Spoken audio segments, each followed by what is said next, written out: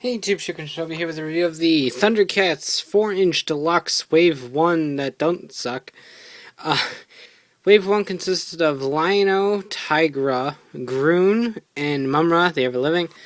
In a deluxe form, the Lion-O and Tigra had these bases to where when they connected with the base, they did stupid crap that wasn't important. Like, it was like, Thundercats, oh, and it was really dumb, but anyway, these are actual 4-inch figures that are fully posable and could actually fit right into the 4-inch line. Grune, I think, has a possibility of possibly making it into the 4-inch line at some point because most of his deluxe stuff is with this giant thing. So we'll start with Grune just because I picked him up. Grune in the 4-inch scale, here he is next to Panthro. So he's a hair taller than Panthro, probably because he is a deluxe figure. But scaling is actually doing pretty decent with these 4-inch figures. It's more of a 4-inch scale rather than actually being a 4-inch figure. So here's Grune with his one tooth of nonsense and such. He's got Mumm-Ra's logo right here. And the armor's done pretty well. The sculpt's really nice. It takes a lot of cues from Panthro. He's got the boot swivel right down here, a single joint right there. Full articulation here outside of what's hindered by the skirt, a swivel right there, single joint that is hindered by his guard, and then a full swivelly up here at the shoulders. Obviously no head movement because of his giant beard, but such is life. Overall, he looks really nice. He's got a tramp stamp on his butt, but that's fine. So Grune looks absolutely awesome next to Panthro. And I really do hope that we get a 6-inch scale Grune, because Grune, while not being a horribly important character in the original cartoon, is quite an important character in this one. So, really cool.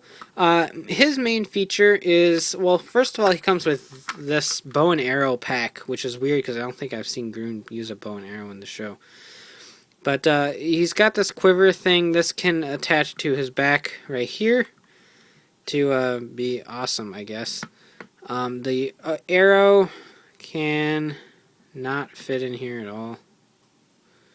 But such is life. It's got like a missile type gimmick system for it. But regardless, you can set it up like this as well. So it can either be like a rocket launcher or just a stand-up quiver. The arrow, obviously, it attaches to the bow right here. So you can attach that right in there. So now it looks like he is actually firing. So if you put it in his hand right here, and then he can look like he's trying to sling back the bow. It just doesn't really work out that well, and I don't know, bow and arrows with action figures just never really tend to work exactly how they're supposed to. But he obviously comes with his giant mace, which suffered from a little bit of Bandai of America syndrome right here. But it's nice and all closed up. It still kind of moves and it still comes undone because the spring isn't that tight. But what happens is when you bring this close to the magnet, I can find the magnet right there. Magnet is right there. Then it springs open. Just like that. It's really cool. And this just fits right in his hand. Not super comfortably. You kind of have to get down a little bit in order for him to grasp it tightly. But it oddly enough doesn't really hinder the figure's ability to stand all that much. You just have to kind of make him go back a tiny bit. But he looks really menacing with that giant mace club of death. Only problem is his elbow joint isn't that tight, so it tends to kind of want to fall.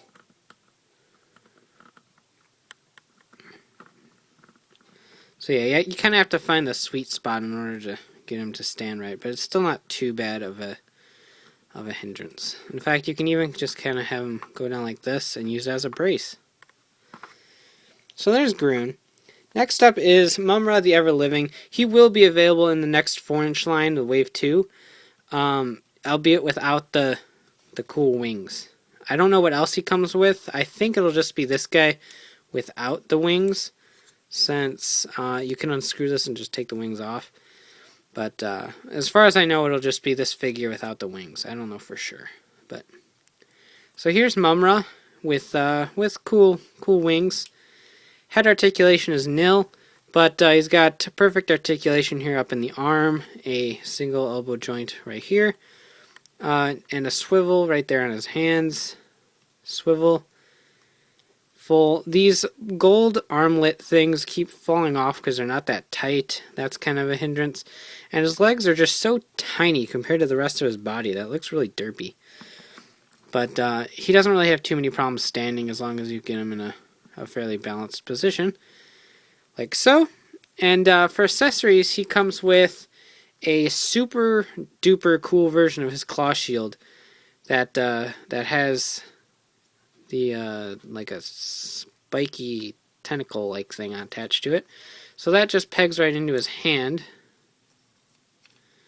which is actually easier said than done. It's actually kind of difficult to get it in there to where it stays. Either the peg's too big or the hole's too big. I don't really know which one, but it doesn't quite want to ever fit in there well. It's probably the best we're going to do. And then the Sword of Plundar in its scimitar mode. Again, it got all bended up. It was like that in the package. Kind of sucks, but anyway, he's pretty much got absolutely no means of actually holding this thing. You kind of have to get it wedged somewhere. It's really difficult to manage. So you kind of wedge it in like that. You have to make him look really stupid. But there's that, and ta-da! And then he falls over. So this does feature. Move this just so it's gonna fall off anyway. The wing gimmick. So if you bring his arms down, the wings do fold over and lock right into place, just like so.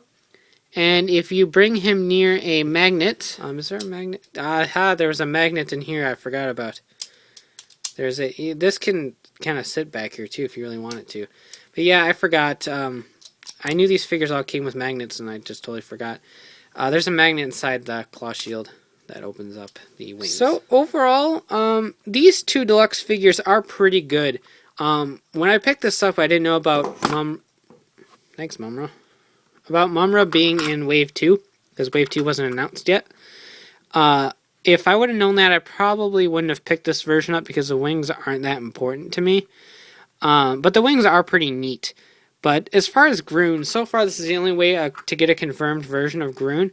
Plus you do get the cool mace that where if he was part of the main 4-inch line, I don't think you would get.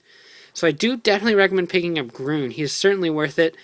As far as Mumm-Ra, wait a little bit and see how the Wave 2 figure turns out, unless you really are in dire want of the magnet wings. In which case, definitely pick up Mumm-Ra as well. The other two definitely aren't worth it based on the reviews I've seen. The Lion-O and Tigra figures don't have proper articulation. The bases are kind of stupid, and they just aren't worth it. But Grune is certainly worth it, and Mumm-Ra is worth it if you want the wings. If not, you're probably just better off waiting for the actual Wave 2 figure to hit the shelves. So you can check out ShokunShinobi.com for all the latest updates on my reviews, and be sure to check out RidersRangersandRambles.com for all the latest Toku news in the craziest way possible. So take care and have a great one. Bye.